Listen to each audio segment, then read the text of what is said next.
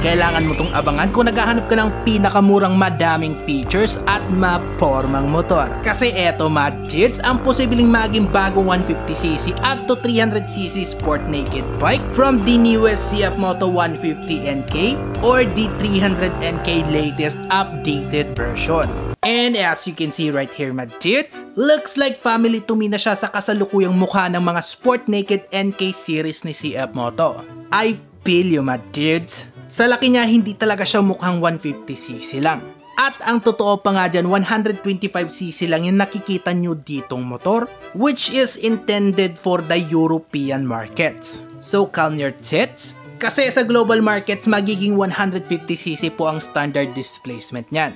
Gaya ng cultural demand na meron tayo dito sa Philippines. Anyway, as you can see ulit dito mga Jits, madaming cheche-bureche tong motor na to. Gaya ng mga carbon parts jiggly bit starting from the Moto3 inspired disc brake and rear wheel carbon cover. With a matching single-sided swing arm paired with an SE Project exhaust mounted to the upright undertail exhaust ng motor. I'm sure, ang ilan sa inyo madits ay pamilyar na sa gimmick na to from CF Moto, na taon-taon nagpapakilala ng bagong motor in the form of a concept version. So yes, gaya ng SRC21 na naging 450SR at si NKC22 na naging 800NK and as well as the 450NK. At sa pagkakataon na ito, eto naman yung concept version ng kanilang pinakamaliit na displacement coming from the NK series. Pero dahil nga sa concept version pa lamang ito, sadly expect nyo na hindi talaga kasama yung mga carbon jiggly parts. And also that sweet undertail SC Project exhaust. But as for the rest of the bike, tingin ko yan na mismo ang makukuha natin na itsura ng final commercial version of the upcoming NK150 or 300NK. Magkakaroon pa rin siya ng parehong full color TFT display na kagaya ng sa mga 450 series ni CF Moto, which also comes with a Bluetooth smartphone connectivity. At syempre ang parehong design sa concept version na talagang rear seat cowl lang talaga yung literal na papalitan dyan. Kasi kung ibabase natin sa mga nagdaang konseptong motor ni CF Moto up to its final commercial product, consistent naman sila sa mga parehong pinakilala nilang concept design. Yung mga carbon parts lang talaga ang pinalitan at tinanggal dito syempre for obvious reasons.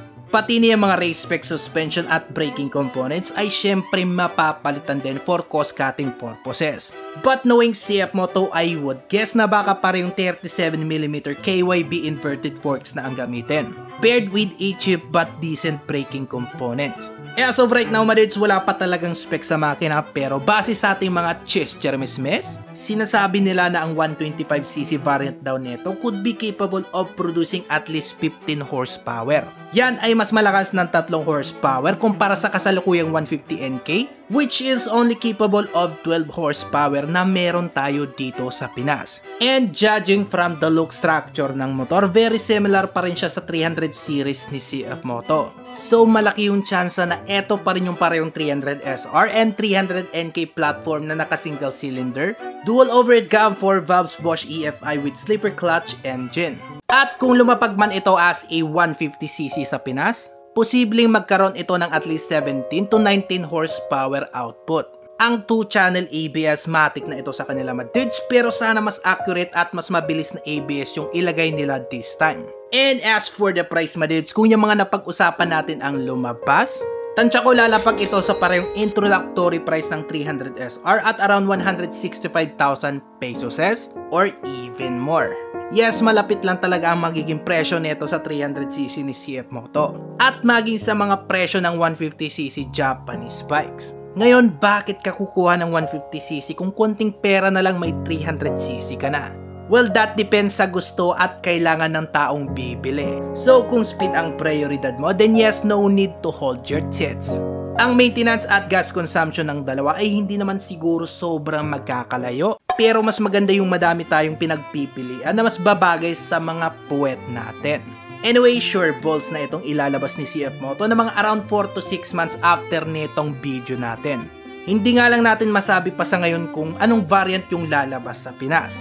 Kung lalapag ba ito as a 150cc or bagong pamalit sa 300NK.